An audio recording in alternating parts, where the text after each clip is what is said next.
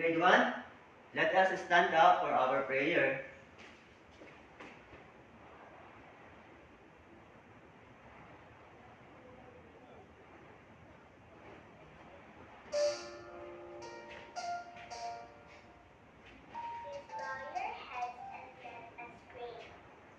Dear Jesus, please show me how to spend this day, sharing your love in every way. Help me to be kind to everyone, to play and laugh and have lots of fun, shining your light and giving your grace, sharing your joy with a smile on my face. Angel of God, my guardian here, to whom God's love commits me here. Ever this day, be at my side, to light and guard, to rule and guide. Amen.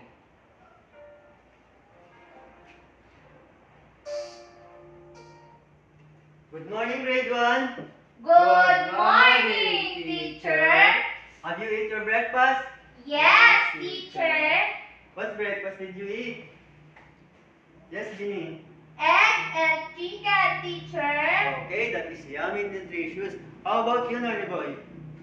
I eat vegetables. You eat vegetables, that is also nutritious and yummy. So, why is it important to eat breakfast every morning? Yes, Ginny. To become energized, teacher, to have Yes. an energy. Yes, to become energized. So, to energize ourselves, I have here a video. So, the only thing we need to do is to follow the steps and dance to energize ourselves. Is that clear, grade 1? Yes, teacher. Okay.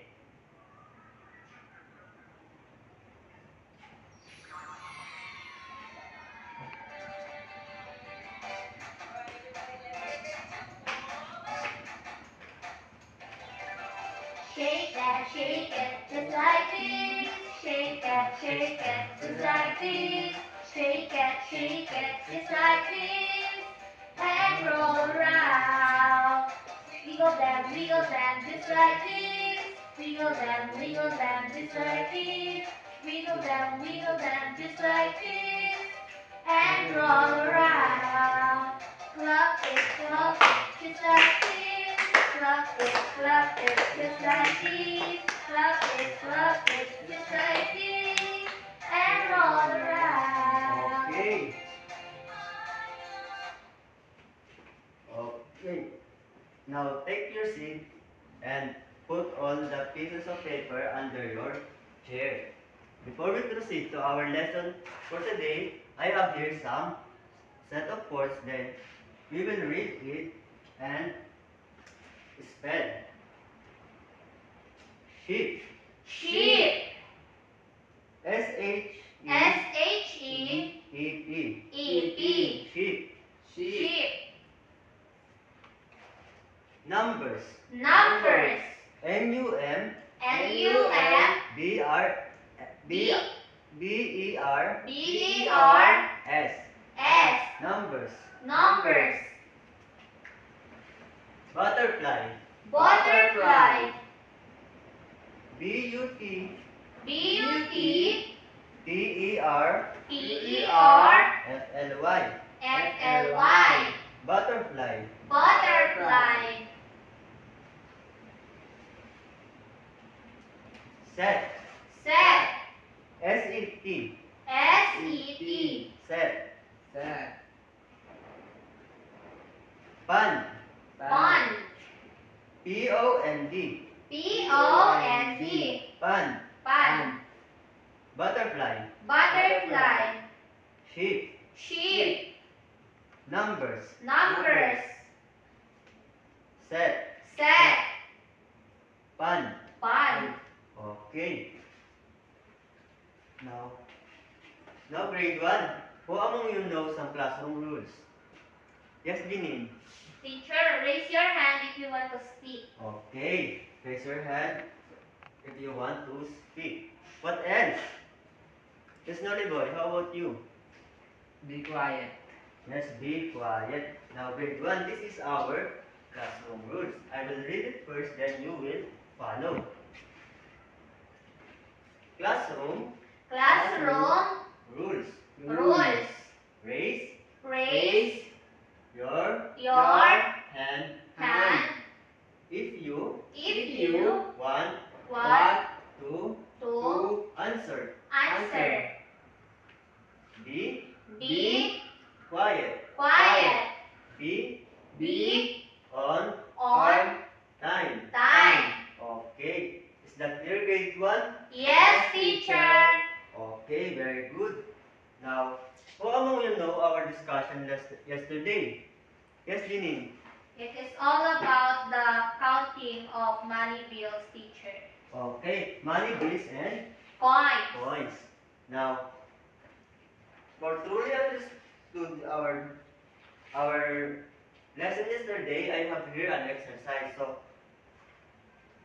exercise, then we will answer.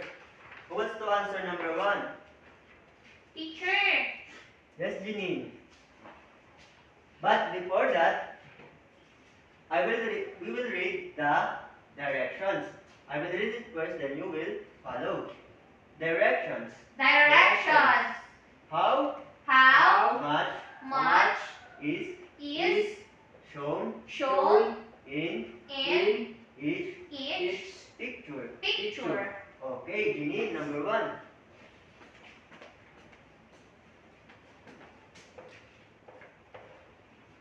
Okay. Is Janine's answer correct? Yes, teacher. Yes, that is correct because there are 20 20 to 20 bills and 10 coins. 10 pesos coin. So, and equal to 50. How about number 2? Yes, Nolly boy.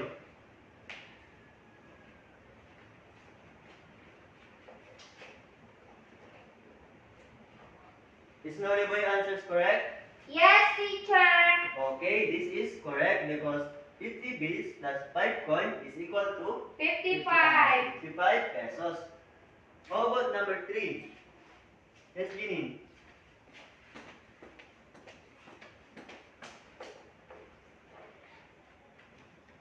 Is Janine answer is correct? Yes, teacher. Okay, that is correct because 10 coin plus 5 coin plus piso coin is equal to 17 pesos. How about number 4? Yes, Nolly boy.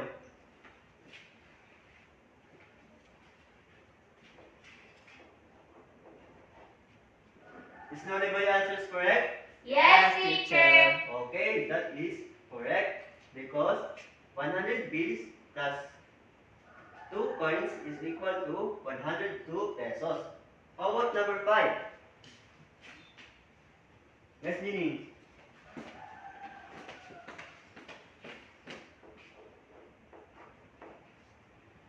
Okay.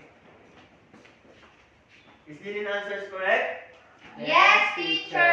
Okay, that is correct because 500 bills plus 20 coins is equal to 520 pesos. You have truly understood our discussion yesterday. Now give yourself the 5 claps. 1, 2, 3, 4, 5. Now grade 1, I have here a set of pictures. Then you will observe it within yeah, within 10 seconds. Okay.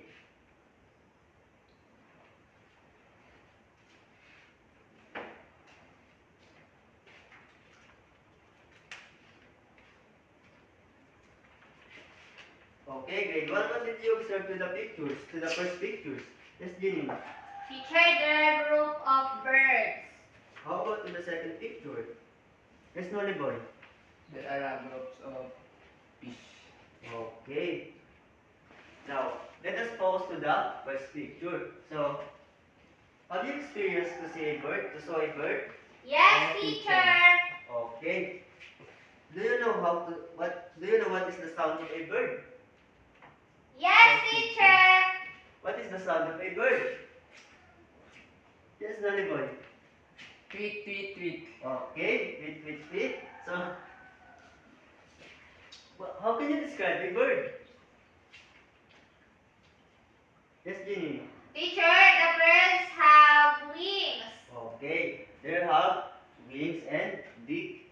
So, now, this is the group of birds.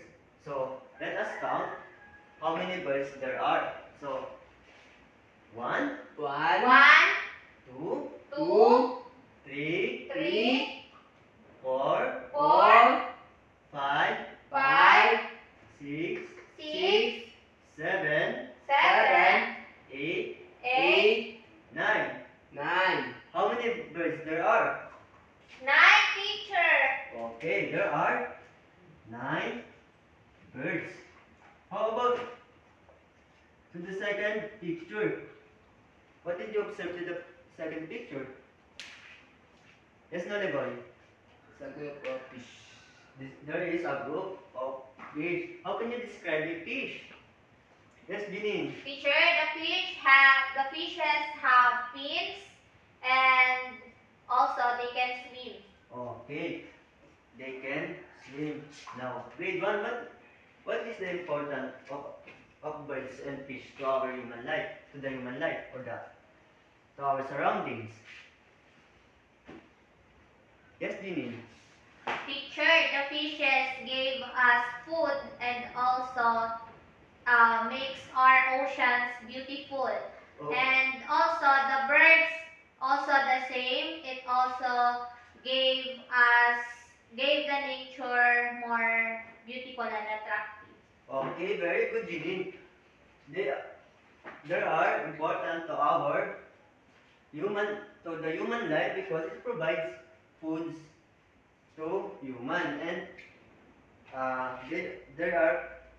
they care our environment. Now let us count the number of fishes. 1, 1, 2, 2, 3, 3, 4, 4, 5, 5, 6, 6, 7, 7, 8. 8. Okay, there is a fish there. So there are 9. 9 fishes. So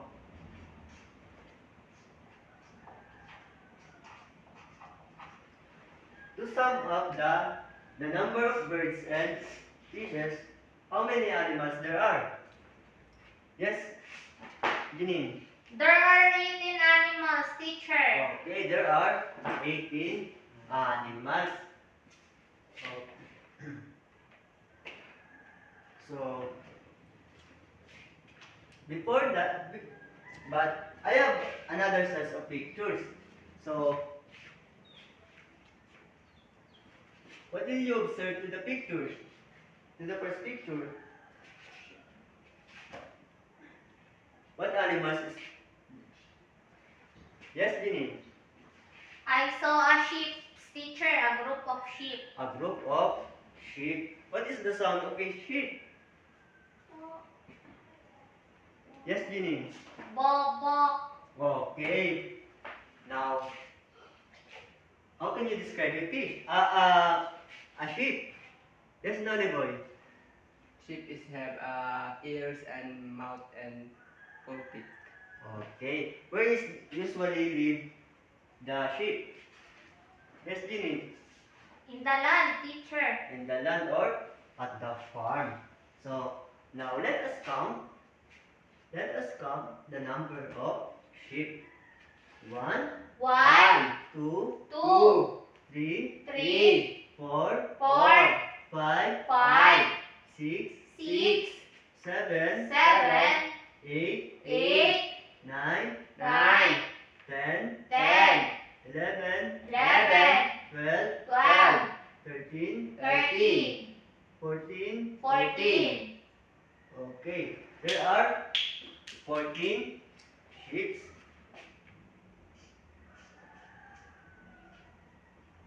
14. So, aside from animals, what did you observe in the pictures?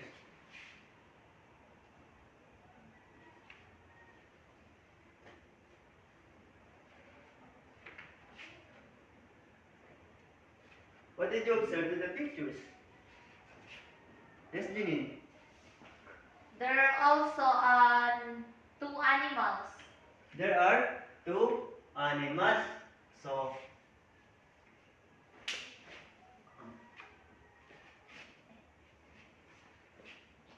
okay, there are two animals. So, this animal is also a sheep. Sheep. So, now let us add. What did you word did you s- did what words did you see in a picture? Yes, Jenny. And teacher. And okay, this is and so and now let us read. So 14 sheep 14 sheep and and two sheep two sheep is is how many sheep? Yes, Jenny. 16 sheep, teacher. Okay, there are 16 sheep. Let us count. 1, 2, 3, 4, 5, 6, 7, 8, 9, 10, 11, 12, 13, 14, 15, 16. Okay, there are 16 sheep. So now um, there are 16 sheep. So grade 1. This the number of sheep is what we call dens. Okay. Again, grade 1, what do we call to the number of a sheep of a pic- of a picture? Adams, teacher. Dens, very good. So what do we call to this one? Adams. Okay, this is Adens and this one is also Adens. Adens. And Adens is what? The number of pictures, teacher. The number of pictures or the set of numbers. Okay.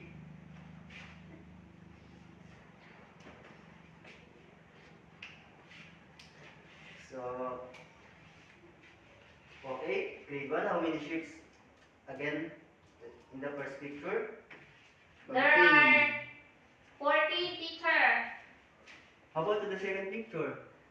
2, teacher. And there are if we add the two pictures, there are how many sheets? 16, teacher. Okay, there are 16 sheets. Now let us proceed to the number 2. Now in adding the sheets and the two pictures, what is what what what what symbol we will use it? Yes, Jinin. Plus sign, teacher. Okay, now let us replace it to a plus sign. And how about the word is what symbol? To replace the word is what symbol we need to use? Yes, Jinin. Equal sign, teacher. Yes, this is equal sign. Now let us proceed to the picture number 2. What did you observe to the first picture?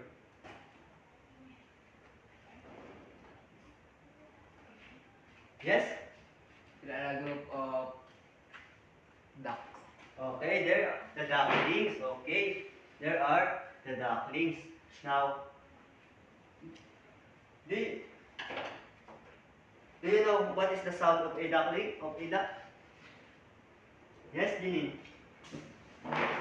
Yes, Nolly boy, Nolly boy. Quack, quack, quack. Okay, quack, quack, quack. Now, how can you describe a duck? Yes, Jinin. A duck have a beak, a 2 feet, and also have an eye and ear. Okay, okay, very good. Now, where is the duck live? Yes, Jin. In the pond, teacher. Okay, in the pond. Now, let us count the ducks here in the first picture. One, One, two, two, three, three, four, four, five, five, six, six, seven, seven, eight, eight, nine, nine, 10, 10, 11, 11, 12, 12, 13, 13, 14, 14, 15, 15, 16, 16, okay, 17, 17, 18. 18. Okay, how many ducks in the first picture? Yes, Jenny. There are 18 ducks, teacher. Okay, 18 ducks swimming in the Pond. Okay. How about to the second picture? What did you observe? Yes, teacher. Yes, Jenny. There are animals, teacher. Is there is animals? There is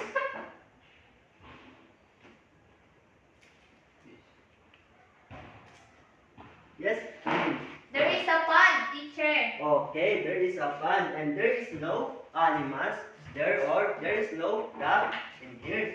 So now let us replace the end into yes, slowly boy, Plus sign. plus sign.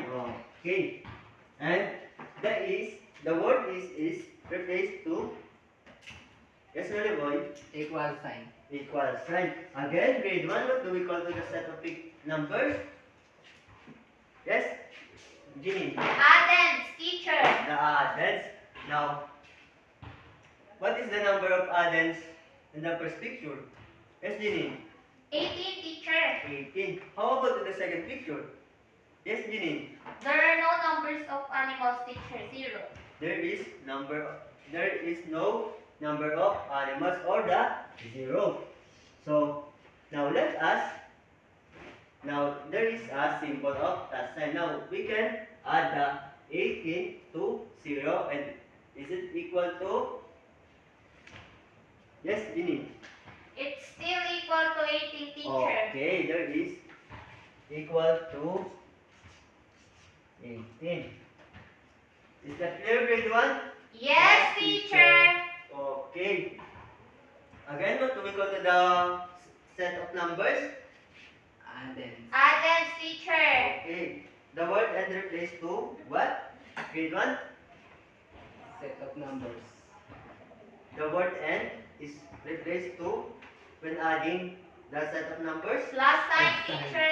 Yes, the plus sign. How about the word is? Equals, teacher. Yes, to equal. Now let us proceed to the picture, to the presentation number 3. What did you observe to the picture? Yes, Ginny. There are a group of butterflies, teacher.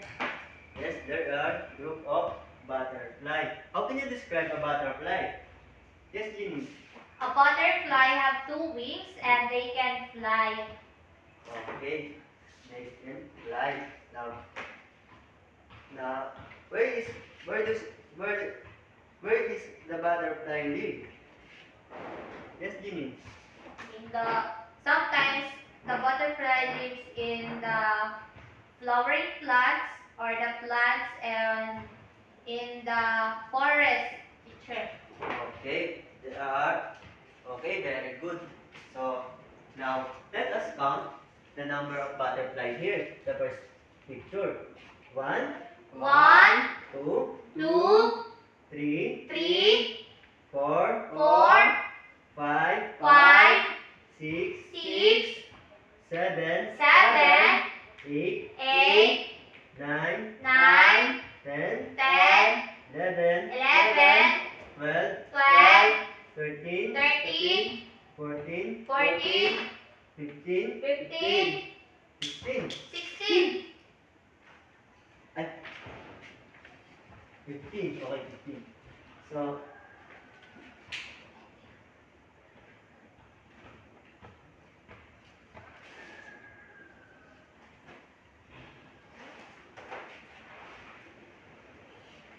okay. This is 16 or 17, okay, teacher. 17. There are 17. Okay. There are 17 butterflies. Now, again, what do we call to the 17 butterflies?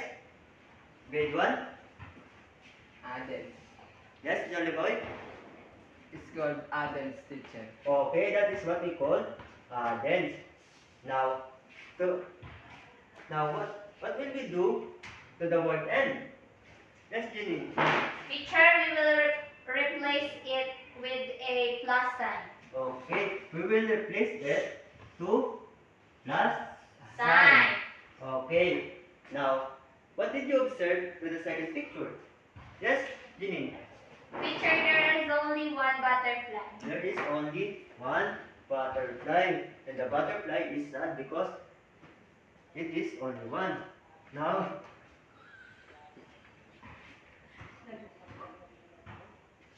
okay. Now again, what do we call to the one butterfly again?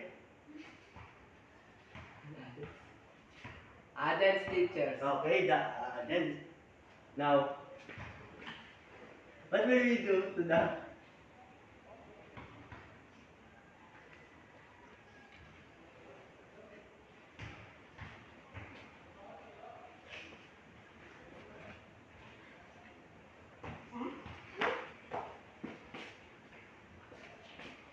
word is?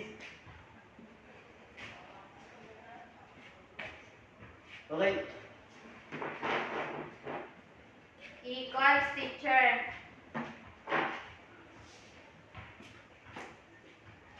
okay.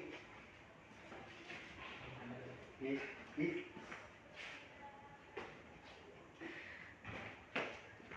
okay. We will repeat.